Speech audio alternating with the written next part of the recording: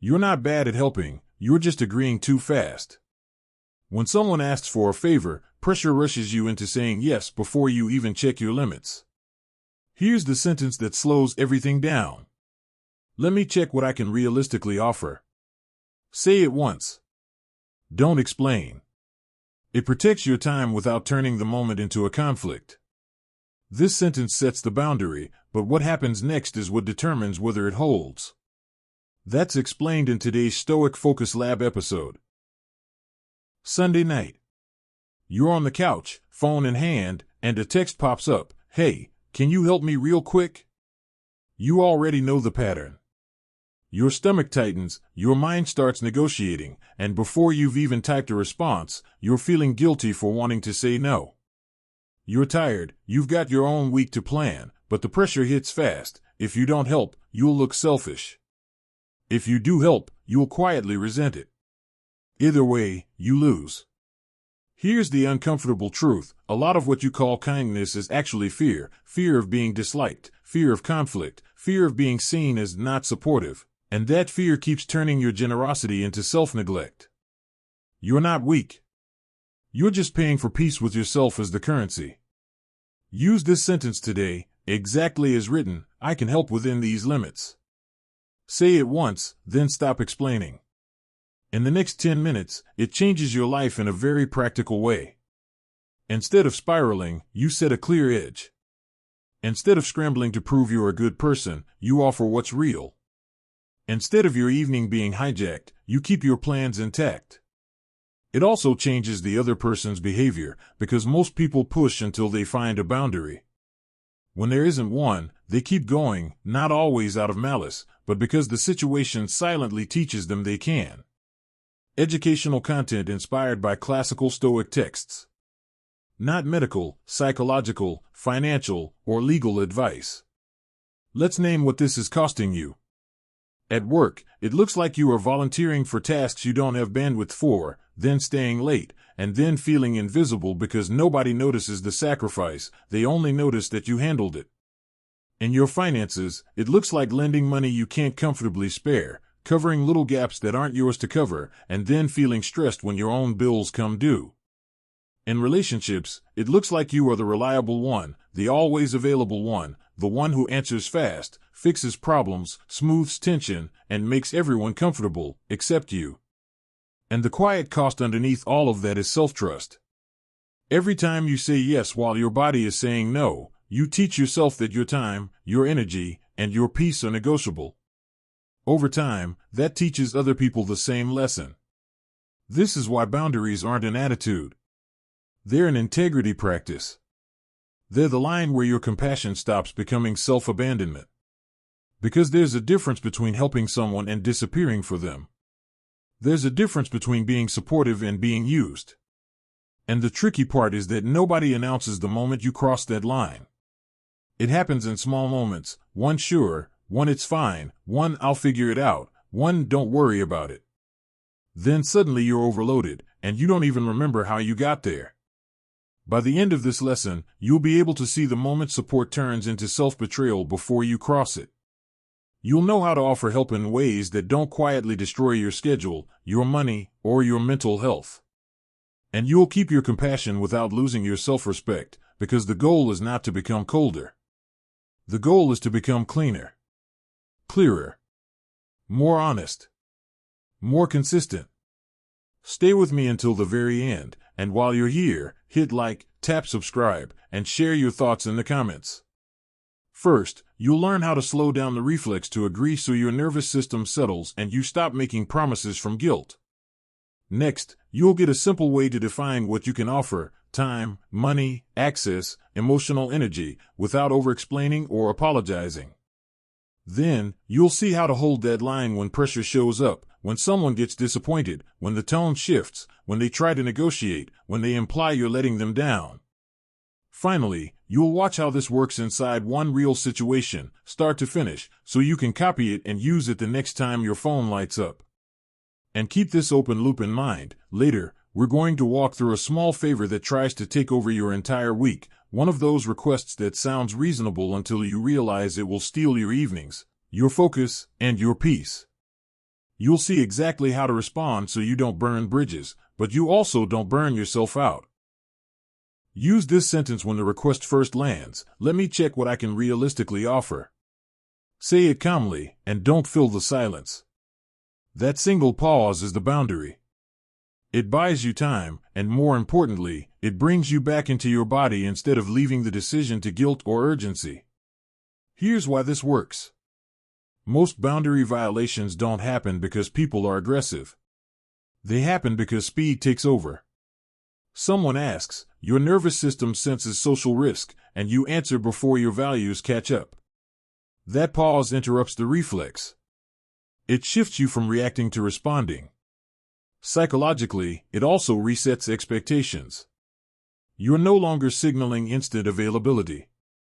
You're signaling intention. That changes the power dynamic without confrontation, because you haven't said no, you've said not yet, and on purpose. Picture this in a North American work context. It's midweek, Slack is busy, and a teammate messages you at 4:45 p.m. asking if you can quickly review something before tomorrow morning. Old pattern, you glance at the file, feel that familiar pressure, and type sure even though you're already exhausted and had plans. New pattern, you use the sentence. Let me check what I can realistically offer. You don't add excuses. You don't justify. You step away for a moment. When you come back, you might say, I can give you 15 minutes tonight, or a full review tomorrow afternoon. Now the help is defined. The resentment doesn't have room to grow, because you didn't abandon yourself to be agreeable. Here's the tiny action for today. The next time someone asks for help, any help, delay your answer by at least one full breath cycle.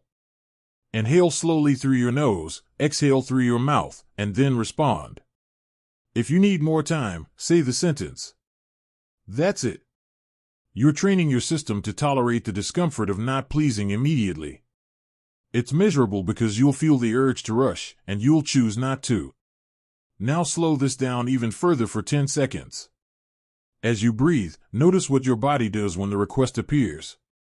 Tight chest? Slight heat in your face? A pull in your stomach? That sensation is the real signal. It's your internal boundary alarm. You don't need to analyze it or judge it. Just notice it. When you respond after noticing, your words come out cleaner. You're not defensive. You're not overgiving. You're grounded. This also connects back to what we opened earlier. That Sunday night moment where your week quietly gets hijacked doesn't start with a big decision. It starts with a fast one. This tool slows the moment down enough for you to choose differently without drama. And once you practice it a few times, something subtle shifts. People begin to ask you with more clarity. Some ask less.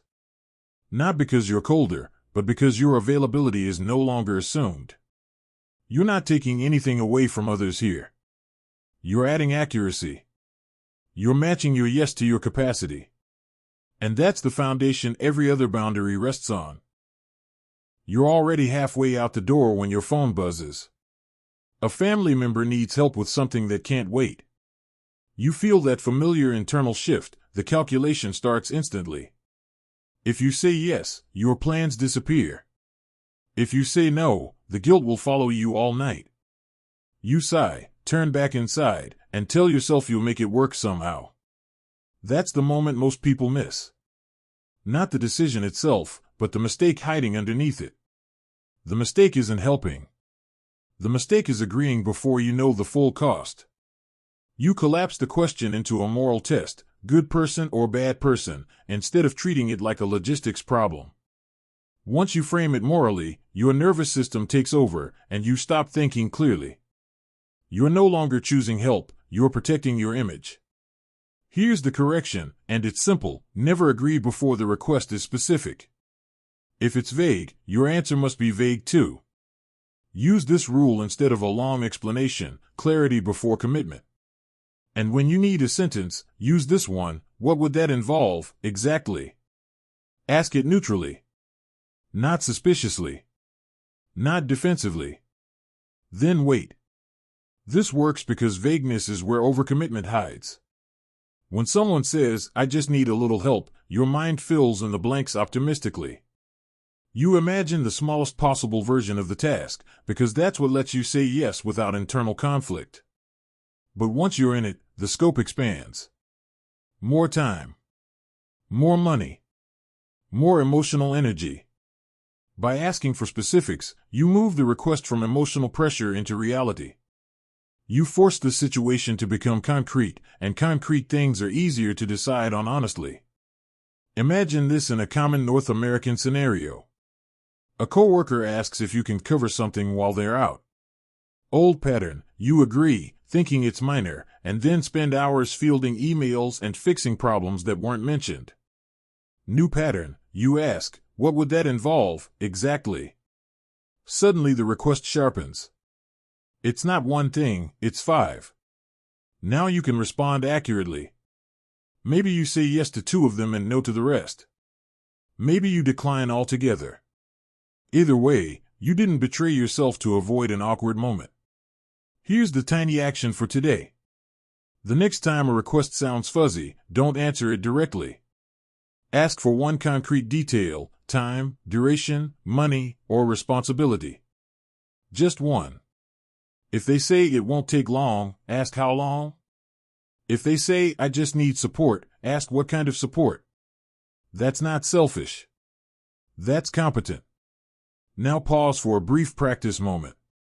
Picture the last time you said yes and later thought, "I didn't realize it would be this much."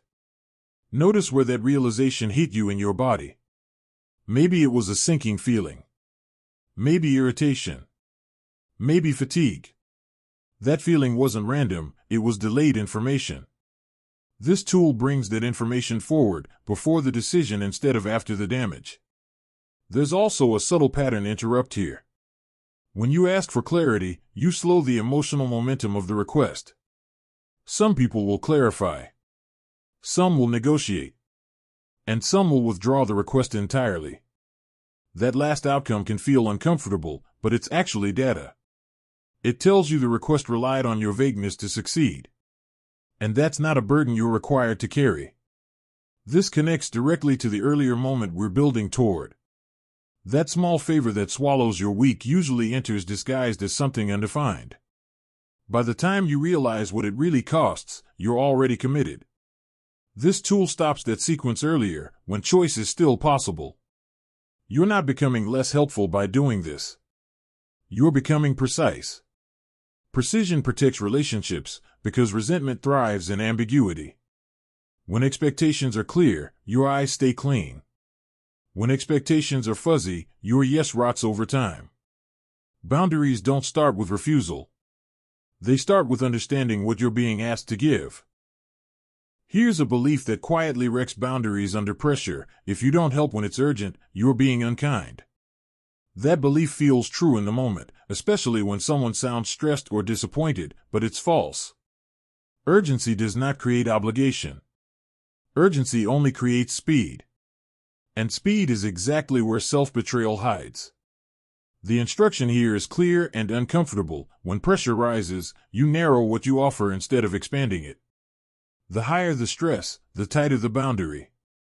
If you do the opposite, if you give more just because the situation feels intense, you train everyone, including yourself, to associate your burnout with being supportive.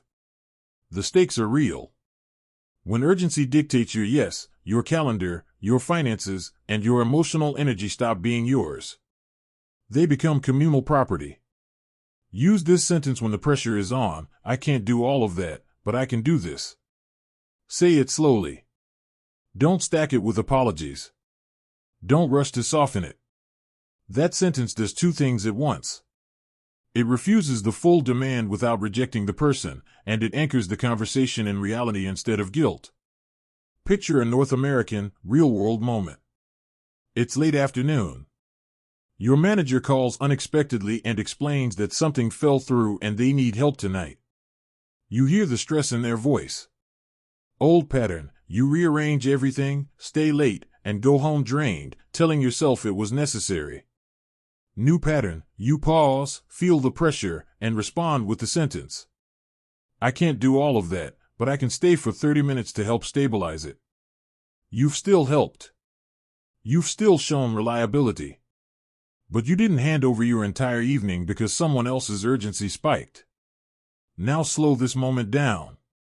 Notice what happens in your body when you imagine saying that sentence. There's often a flash of fear. Fear they'll be upset. Fear you'll be judged. Fear you'll lose goodwill.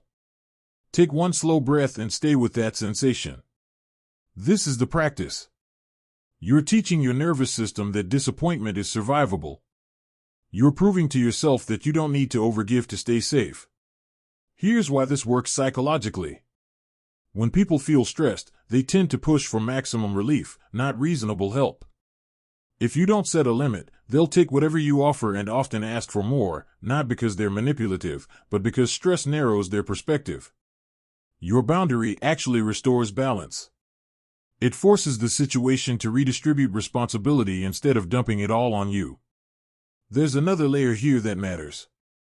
When you give partial help instead of total rescue, you keep the other person engaged with the problem. You don't remove their agency. That protects both of you.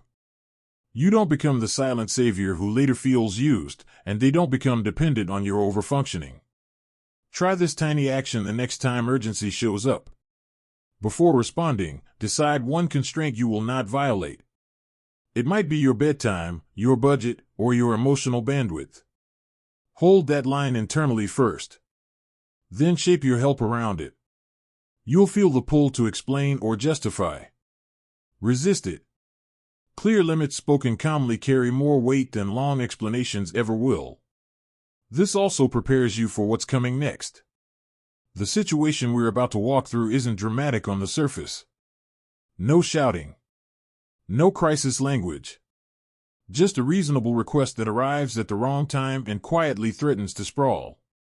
You'll see how these tools work together when the pressure isn't obvious, but the cost is real. Under stress, boundaries don't fail because you don't know what to say. They fail because you forget that urgency is not authority. When you remember that, and you respond instead of react, you stay helpful without disappearing. That's what strength looks like here. It's Wednesday afternoon, and you're already running on fumes. Your calendar is full, your head is buzzing, and you're counting on a quiet evening to reset. Then the message comes in. Someone close to you needs help with something important, and they frame it in a way that sounds reasonable, even urgent. Nothing dramatic. No crisis language. Just enough pressure to trigger that familiar reflex. You feel it immediately, the pull to say yes before you've even finished reading. For a split second, the old reaction almost wins. You start drafting a reply that agrees, reassures, and quietly sacrifices your night. You can already see how it will go. You'll push through, tell yourself it's fine, and later feel irritated for reasons you won't fully admit out loud. But this time, you stop. You feel your feet on the floor. One slow breath in, one slow breath out. You remember you don't have to decide at the speed of someone else's needs. Instead of agreeing, you use the pause. Let me check what I can realistically offer. You send it, then you don't stare at the phone. You sit back and notice the tension in your chest. It's there, but it's not overwhelming. You're letting the discomfort exist without rushing to erase it. When they reply, the request gets clearer and bigger. It's not just one small thing. It's multiple steps, spread over several hours. In the past, this is where you would have adjusted yourself to fit the task. This time, you asked one clarifying question: what would that involve, exactly? The answer confirms what your body already knew. This isn't minor. This would spill into your evening and derail the rest of your week. You take another breath. You decide your constraint before you respond. Tonight is not available. That's the line. You don't argue with it. You don't justify it to yourself. You simply accept it as true.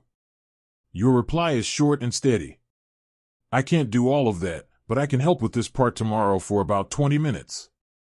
You read it once before sending. No apology. No explanation about how busy you are. Just a clear offer inside a clear limit. There's a pause on the other end. This is the moment that usually sends your nervous system into overdrive. You feel the urge to add something, to soften it, to prove you still care. You don't. You sit with the sensation instead. Shoulders tight. Jaw slightly clenched. You let it pass without acting on it. When the response comes, it's not angry. It's not glowing either. It's neutral. They say they'll figure out the rest and appreciate the help you can give tomorrow. And that's it. No blow-up. No fallout. Just reality adjusting. Later that evening, something subtle happens. You notice you're calmer. Your thoughts aren't racing. You're not replaying the interaction in your head, wondering if you did the wrong thing. You didn't abandon yourself, so there's nothing to resent. You eat dinner without rushing. You go to bed at a reasonable time. You sleep better than you have in days. The next day, you show up for the 20 minutes you offered. You're present. You're helpful. You're not drained. Because you didn't overextend, your help is clean. There's no edge to it. No silent frustration underneath. The interaction feels adult. Balanced. This is what boundaries actually look like in real life. Not dramatic speeches. Not cutting people off. Just small, honest adjustments in the moment where you used to disappear. You didn't stop being kind. You stopped being unclear. The old reaction tried to pull you into self-betrayal. The new response kept you aligned. And the result is observable. Your evening stayed intact, the relationship stayed intact, and your nervous system didn't spiral. This is the difference between helping and rescuing. Between support and self-erasure. You didn't harden. You didn't withdraw. You simply stayed with yourself while offering what was real. That's the outcome you're aiming for. Not winning. Not proving anything. Just ending the day without that quiet, familiar regret, and waking up the next morning without carrying someone else's urgency in your body. At the center of everything you've practiced here is one quiet distinction that changes how your life feels from the inside. Reacting scatters you. It pulls you into speed, guilt, and old patterns you don't actually endorse. Responding gathers you. It keeps you intentional, steady, and aligned, even when the moment is uncomfortable. When you react, urgency and other people's emotions decide for you. When you respond, you choose your pace, your limits, and the version of yourself that shows up. First, we slowed down the reflex to say yes by inserting a pause, giving your nervous system time to settle so decisions weren't being made by fear of disappointing someone. Then we brought clarity into vague requests, asking for specifics so help stopped being imagined and became real, measurable, and honest. Next, we tightened boundaries under pressure, narrowing what you offer when stress rises instead of expanding it and burning yourself out. Finally, you watched all of that come together in a real situation where the old habit almost took over, but a calm response protected your evening, your energy, and the relationship at the same time. Now let's lock this in with what you actually do today. Not in theory. Not when things are calm. Today. The first step is simple and concrete. The next time someone asks you for help, no matter how small the request sounds, you delay your response by one full breath cycle and say, "Let me check what I can realistically offer." Even if you already know the answer, you still do this. The goal isn't the words, it's retraining your system to tolerate the discomfort of not responding immediately. You'll feel the pull to rush. Let it be there. That's the work. The second step is about accuracy. Before you agree to anything, you ask for one specific detail. Just one. How long will it take? What exactly needs to be done? How much money is involved? What role are you actually playing? You don't interrogate. You don't sound suspicious. You ask neutrally and then wait. Pay attention to how often the request changes once it has to become concrete. That moment of clarity is where most self-betrayal used to happen without you noticing. The third step is internal before it's external. At the start of the day, you choose one non-negotiable limit and you protect it. It might be your bedtime. It might be 1 hour of focused work. It might be a spending boundary. You decide it in advance, while you're calm. Then, when a request comes in, you shape any help you offer around that line instead of negotiating it away in the moment. You don't explain it. You don't justify it. You simply let it be true. If you do just these 3 things consistently, something subtle but powerful shifts. You stop ending your days with that quiet, heavy regret. You stop replaying conversations in your head, wondering why you agreed to something you didn't want to do. You start trusting yourself again, because your actions line up with what your body and your values were already telling you. It's important to say this clearly. Holding boundaries will sometimes disappoint people. That doesn't mean you did something wrong. Disappointment is not damaging. It's just an emotion passing through someone else's system. When you rush to erase it by overgiving, you teach both of you that your limits don't matter. When you let it exist without fixing it, you teach something healthier, that connection doesn't require self-erasure. The next lesson to watch, when you're ready, is about exactly that aftermath. What to do when people go quiet, act distant, or subtly pressure you after you've held a boundary. A fitting follow-up is something like, how to stay calm when people are disappointed in you. It matters because boundaries rarely collapse the moment you set them. They collapse later, when guilt shows up and you start repairing feelings that were never yours to manage. Take this with you. Boundaries are not walls. They're agreements with yourself about how you use limited resources. Your time is limited. Your energy is limited. Your attention is limited. When you give those away reactively, you teach yourself that your needs are optional. When you give them deliberately, you stay generous without disappearing. You don't become colder. You become clearer. And clarity is what allows kindness to last without turning into resentment. You don't need to be perfect at this. You'll still catch yourself slipping sometimes. What matters is that you notice sooner, recover faster, and stop turning your own life into collateral damage for other people's comfort. That's not selfish. That's sustainable. If you feel messages like this need to reach more people, hit like, tap subscribe, and share your thoughts in the comments.